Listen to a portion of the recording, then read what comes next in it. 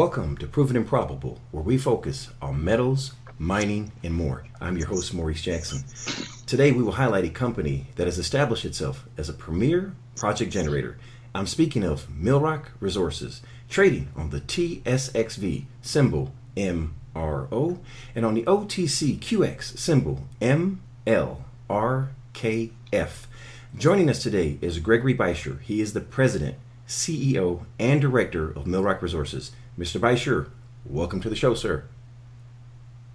Thanks very much, Maurice. Good to be here again.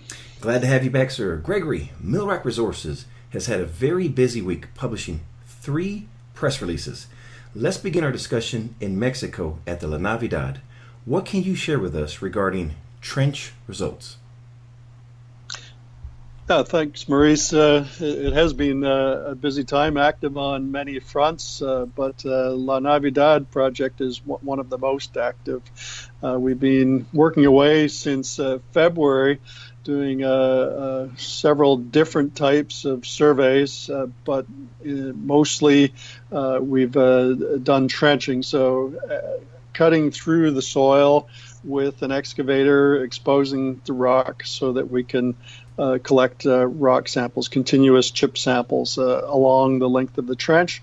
And so we've announced the results of that work. 19 different trenches were excavated, and we got some pretty darn good results. I would point out trench number 6, for example, where we got 16 meters of rock that averaged 0.59 grams per ton gold. That's a decent width at a decent grade, and that's the sort of grade that we're looking for in this type of deposit.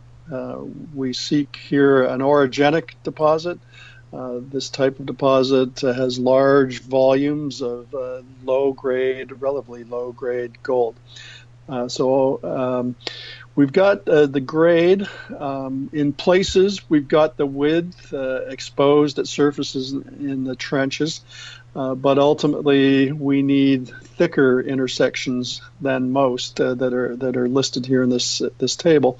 So the only way to find that is to drill. So we started drilling about a month ago, and drilling continues now. Speaking of drilling, in addition with this press release, you have some great news for shareholders. Centerra Gold, who is the JV partner on La Navidad, just made a decision regarding the future drilling. What can you comment on that? Right. Well, we had initially been authorized to drill a number of holes totaling around 1,500 meters. And then we were meant to pause, evaluate the results before authorization to continue would be given. But upon review, Centerra said, well, let's just go ahead and drill the entire program that was proposed in the order of 2,900 or 3,000 meters. So we will just, no break, just keep drilling. And that is in progress now. Moving on from Sonora, Mexico, let's move on to New Mexico, where MILLROCK made another strategic move. Talk to us about staking and claims being sold. Yes, New Mexico seems to be an emerging jurisdiction and destination for mineral investment. It's opened up. It's a state that's now much more open to mining than it was. MILLROCK's actually been in New Mexico for a number of years. We own a uranium deposit in the state, and we continue to hold those claims. But more recently, we acquired claims on a lithium brine project and immediately sold them to a company called Jinda Corporation. So it was a good move for us. We didn't have to put a lot of our cash resources to work to acquire the claims, but have immediately recouped that investment, and we're now a large shareholder of Jinda Corporation, and we will hold a royalty if there's ever a discovery of a viable lithium brine mine. And so it's something new for us. We know that there's lots of companies pursuing very similar geologic prospects in Nevada.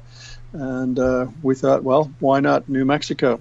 And there was really no competition in this area, so we staked it and sold it all in one move.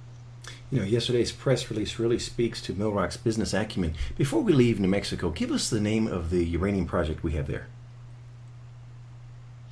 We call it the Red Basin Project. It's a deposit of uranium, actually, that was discovered by Gulf Minerals back in the 1970s, and they delineated it with quite a number of drill holes.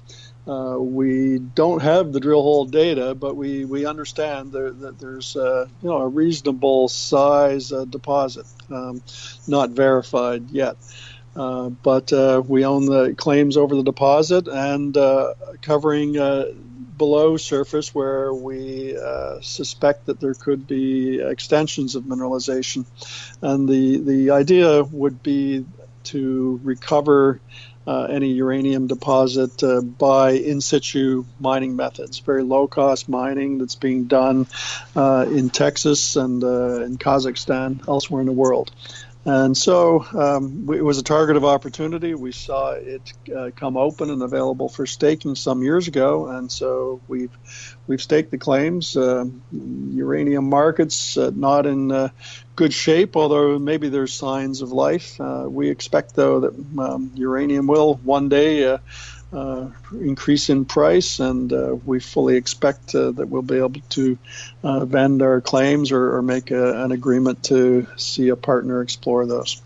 For our audience, it's important to remember that as a shareholder of MILLROCK Resources, that you have exposure to gold, silver, lithium, copper, and uranium, which speaks to the value proposition that we have before us. Finally, moving on to Alaska, MILLROCK issued a press release regarding the Alaska Range Project, which is funded by PolarX. Are the drills turning there yet, sir? You bet. We know we have a copper gold deposit there. And so our partner, PolarX, is funding the work. MILLROCK's executing it. I've just returned from site, actually. The crew is all comfortably installed, and it's a real beehive of activity. Both drill rigs are turning at present. We're drilling holes that, if are successful in hitting the target, will extend the known deposit significantly along strike to the east. And that would be good news for everybody. Gregory, I want to commend you and the entire MILLROCK team for working laboriously to make these projects come to fruition. Because of press releases such as the aforementioned, MILLROCK Resources once again has been hand-selected by Rick Rule to be an attendee at the Sprott Natural Resource Symposium, which will be held the 17th through the 20th of July in Vancouver, British Columbia. That speaks volumes for MILLROCK Resources. Congratulations, sir. Oh, thanks, Maurice. So we're looking forward to it. This will be the third year running that we've participated in this conference. And I look back at them, we've been really dragging along the bottom of the market for those entire 3 years. And I keep feeling like we're on the verge of a breakout in the general markets in mining. But it hasn't really come yet. But I know that I've seen quite a few cycles in the mining business now, and it's got to change at some point. And all those roughly 50 companies that are hand selected by Mr. Rule to participate are going to do very, very well. Speaking of Mr. Rule, he and I were in New Orleans 2 years ago, and we were having a private discussion, and I know he doesn't mind me sharing this, but he said, everyone is a contrarian when the price goes up. This is the time to deploy your capital, ladies and gentlemen, to companies such as MILLROCK Resources. I know that Sprott thinks highly of them, and there's a reason why, as we've heard in today's interview. Mr. Beischer, what is the next unanswered question for MILLROCK? When should we expect an answer, and what determines success? Sure. Well, I think the mark of any successful project generator is how many partners have you generated to fund work on the projects? We find it pretty easy to generate projects, Maurice, but the harder part is convincing mining companies with cash to part with it to test our geologic ideas. So we're working hard all the time, showing our projects to potential partners, and we've done quite a lot of that lately. It's clear that mining companies have bigger exploration budgets than they have in past years because they're really shopping. And I'm reasonably confident that we're going to have new partnerships formed in Sonora, Mexico on some of our projects there, and also one new one we've developed in Alaska. So that's what we've been working on mostly, and that you can expect potentially some news on soon. All right. Now, if Plan A doesn't work, what is Plan B? Well, it really does come down to partner funding, Bruce, and so we're sticking with Plan A. We know it works. We're not going to deviate from our model, and we're close enough. And I know, like I say, major mining company budgets have certainly improved, and that's what we'll stick with. We'll raise most of our funding by joint venturing our projects with other companies. Last question. What did I forget to ask? Well, Maurice, you didn't ask about our share price. MILLROCK share price is, since you and I last talked, increased a fairly substantial amount.